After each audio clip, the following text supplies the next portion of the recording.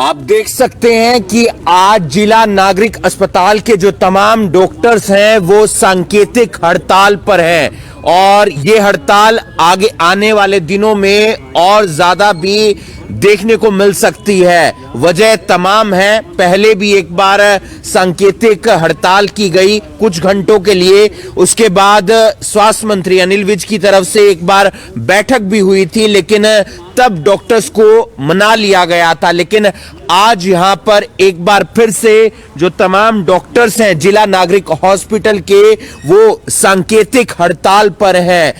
Emergency जो सेवाएं हैं वो बाधित नहीं होंगी, साथ ही साथ जो कोविड की सेवाएं हैं वो भी बाधित नहीं होंगी, लेकिन ओपीडी और जो अन्य सेवाएं हैं वो जरूर बाधित होंगी और आम आदमी को भी परेशानी होंगी। वजह क्या क्या है? सबसे पहली वजह जो सामने निकल कर आ रही है कि एसएमओ की डायरेक्ट भर्ती नहीं होनी चाहिए, साथ ही साथ जो स्पेशलिस्ट पैनल है वो तैयार होना चाहिए, उनकी काफी कमी है, और साथ ही साथ जो पीजी पॉलिसी है उसके साथ जो अपनी सेवाएं दे रहे हैं उन्हें इंसेंटिव दिया जाना चाहिए। तमाम डॉक्टर से हम बातचीत करेंगे।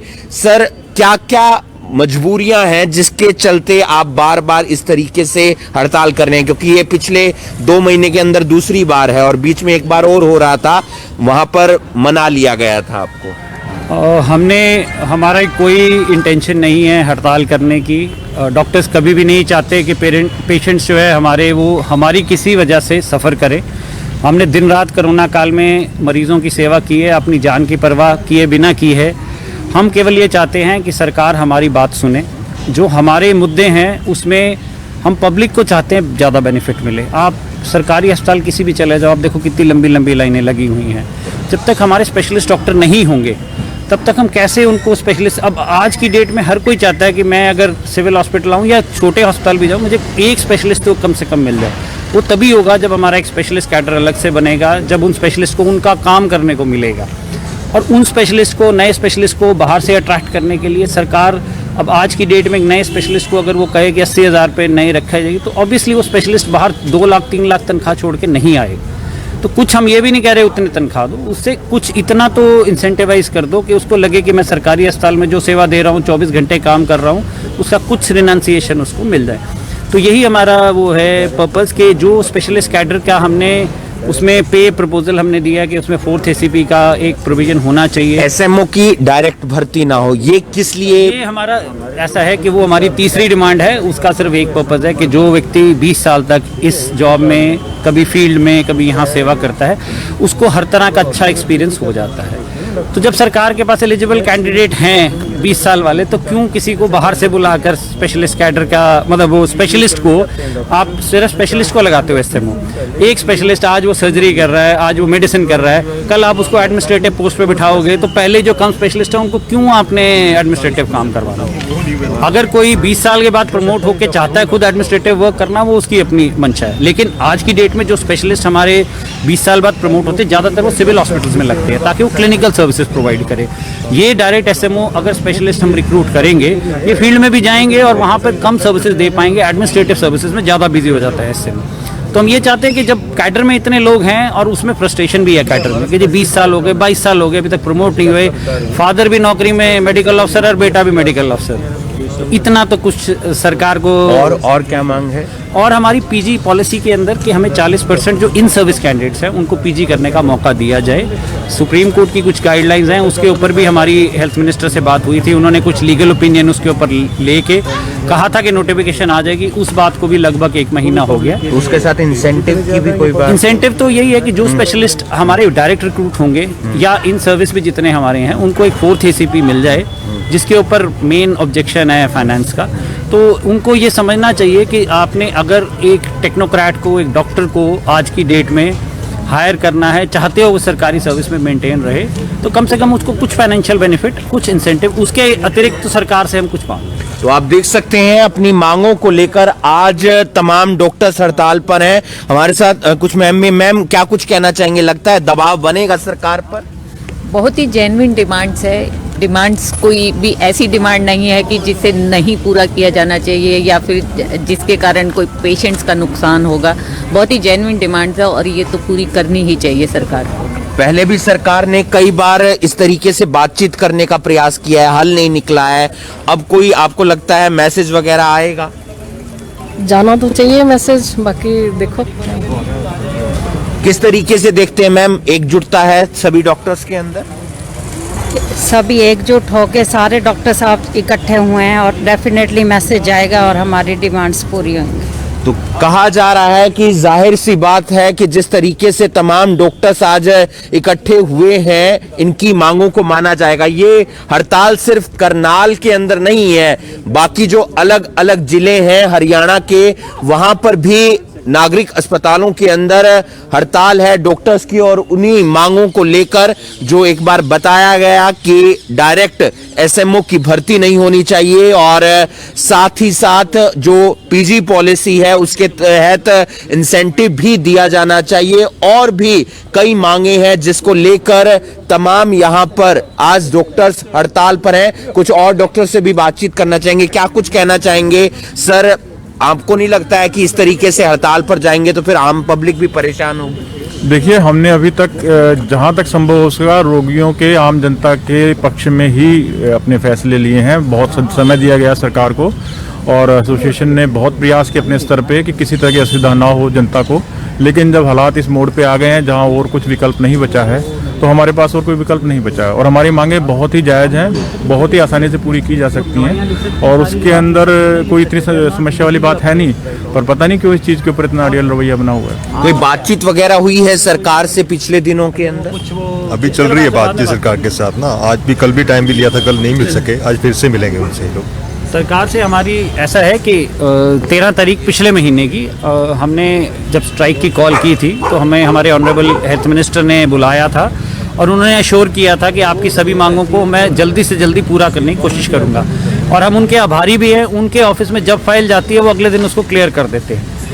सीएम के पास फाइल जब जाती है तो हमारी उसके अंदर जहाँ तक हमारी पहुँच है अपने हेल्थ मिनिस्टर के साथ, वहाँ तक हमारा काम बहुत स्मूथली होता है। परंतु उसके आगे जाके फाइनेंस में अट जाती है या सीएम ऑफिस में अट जाती है। तो हमने हेल्थ मिनिस्टर को भी यही कहा था, हमें पता है कि आपकी तरफ से पूरी सपोर्ट है, परंतु फाइनेंस वाले बीच में कुछ ना कुछ उसमें काट छाट करते हैं। अभी तो वो बात भी नहीं करने को तैयार फाइनेंस वाले, वो कहते हैं कि आपकी मांग ही जेन्युइन नहीं है। जबकि हम उनको समझा चुके हैं कि ये केवल हमारे प्रदेश में नहीं है, बिहार जैसे पिछड़े प्रदेश में भी, छोटे राज्यों में, बिहार मतलब हम दिल्ली से भी नहीं कंपेयर करते, तो बिहार को देखो, वो 4 ACP दे सकती है अपने डॉक्टर्स को। तो हरियाणा जैसा इतना जो समृद्ध स्टेट है उसके लिए तो कोई दिक्कत नहीं और कोई फाइनेंशियल ज़्यादा बर्डन नहीं पड़ेगा सर। तो कोविड की जो सेवाएं हैं वो चालू हैं सर? कोविड की जो सेवाएं हैं आज हमारे यहाँ सिर्फ इमरजेंसी चालू है और लेबर रूम चालू है। जो हम भी एक्सीडेंट्स वगैरह जो भी है, मेडिको लीगल भी चालू है, वो सब चालू है। वैक्सीनेशन भी हमारी चली हुई है आज। हाँ जी, उसके अलावा हमारे OPDs बंद है। क्या कुछ कहना चाहेंगे सर आज की हड़ताल? मैं यही कहना चाहूँगा सरकार हमारी बात पे ध्यान दे। हमारी जो डिमांड है बिल्कुल जायज़ है, उनको जल्द से जल्द पूरा करे ताकि आने वाले जो 14 तारीख से जैसा कि डिसीजन लिया गया है HCMS स्टेट एसोसिएशन की तरफ से, भी सभी प्रकार की सेवाएं बंद की जाएंगी, जिसमें मुख्य रूप से पोस्टमार्टम, कैजुअल्टी और नेशनल जितने भी प्रोग्राम है सबका बाइकाट किया जाएगा, लेबर रूम की सर्विसेज। क्या आपके साथ कल्पना चावला मेडिकल हॉस्पिटल्स के डॉक्टर्स भी हैं? नहीं जी, कल्पना चावला मेडिकल कॉलेज के डॉक्टर्स हमारे साथ नहीं है, सिर्फ सिविल हॉस्पिटल के डॉक्टर्स ही हैं। उनका कैडर अलग है। हरियाणा के अंदर, पूरे हरियाणा के अंदर ये स्ट्राइक चल रही है। आज सिर्फ OPD बंद है और इलेक्टिव सर्जरीज बंद है। तो सर लगता है दबाव बनेगा सरकार पर? बिल्कुल बनेगा जी। सारी रात हो गए ACS साहब का फोन आ रहा है, DGHS मैडम का फोन आ रहा है, लेकिन हमें फिर भी बातचीत के लिए हमारे मेंबर वहाँ हैं, बातचीत जारी है और हम अपना आज की जो सांकेतिक हड़ताल है वो भी जारी रख रहे हैं। लेकिन हमारा ये वो नहीं कि जो एडमिनिस्ट्रेशन ने कहा है हम CHO से BMS डॉक्टर से OPD चलाएंगे, चलाओ, कोई दिक्कत नहीं, हम उनको रोक नहीं रहे हैं। और हम भी नहीं चाहते मरीजों को जो हॉस्पिटल में इतनी ठंड में आए उनको किसी तरह की असुविधा, उनको जो दवाई ऑलरेडी चल रही है वो भी मिल जाए या कोई नई लिखे तो वो भी मिल जाए। तो फिलहाल BAMS डॉक्टर काम कर रहे हैं? हाँ। और MBBS जो डॉक्टर हैं वो हड़ताल इंटर्न से काम चलाया जा रहा है। इंटर्न से काम चलाया जा रहा है। हमारा शुरू से यही कहना है, जो एक डॉक्टर एक MD मेडिसिन को दिखाने आ रहा है या सर्जन को दिखाने आ रहा है, उसको सर्जन ही देखे। उसके लिए सरकार को स्पेशलिस्ट डॉक्टरों की भर्ती करनी पड़ेगी। आप एक जो सर्जन से राय लेने आया है डॉक्टर, आप उसकी राय एक इंटर्न से या एक आयुर्वेदिक डॉक्टर से कैसे दिलवा देंगे? सर्जन का काम सर्जन स्पेशलिस्ट के लिए हमारे यहाँ एक बिल्कुल जीता जाता एग्जाम्पल है डॉक्टर सरिता, हमारे जो जिले की रेडियोलॉजिस्ट है। मैं चाहूँगा आप उनसे भी बात करो।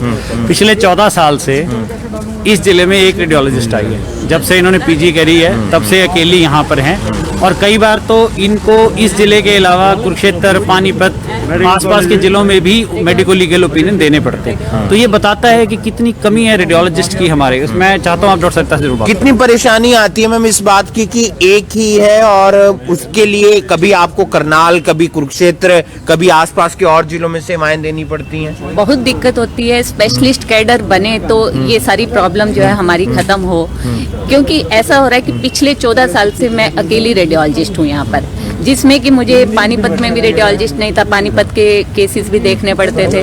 उसके बाद में मेडिको लीगल केसेस जो अल्ट्रासाउंड के आते हैं वो सब भी, सीटी स्कैन भी। तो यदि स्पेशलिस्ट कैडर अच्छे से बने और लोगों को इंसेंटिव दिया जाए तो क्यों नहीं आएगा, जरूर आना चाहेंगे लोग। तो इसलिए ये तो मतलब इतनी जेन्युइन डिमांड है जो 14 साल से पीछे मैं अकेले काम कर रही हूँ, तो परेशानी तो बहुत ज्यादा है। मतलब इतनी बार ऐसा मन किया है कि छोड़ दो नौकरी मतलब, लेकिन दिक्कत बहुत ज्यादा है। तो आप देख सकते हैं कि तमाम डॉक्टर्स ने अपनी बात रखी है, अपनी मांगे रखी हैं और उम्मीद करते हैं कि सरकार इनकी मांगों पर विचार करेगी, क्योंकि बहुत सारे जो डॉक्टर्स हैं वो हड़ताल पर हैं आज, और जो आयुर्वेदिक डॉक्टर हैं या इंटर्न्स हैं उनसे काम चलाया जा रहा है। आज इमरजेंसी सेवाएं बाधित नहीं होंगी, वैक्सीनेशन भी लगातार प्रॉपर चल रही है, लेकिन अगर आप ओपीडी के अंदर आते हैं तो फिर आपको परेशानी का सामना करना पड़ेगा। इस वीडियो को आप ज्यादा से ज्यादा शेयर कीजिए। अब देखना यह होगा कि जो सरकार के साथ लगातार बातचीत हो रही है उसमें क्या कोई समाधान निकलता है। जो तमाम 3 मांगे रखी गई हैं उस पर सरकार कोई हल निकालती है, बीच का रास्ता निकालती है, या इसी तरीके से आने वाले दिनों में यह हड़ताल और ज्यादा आगे बढ़ सकती है।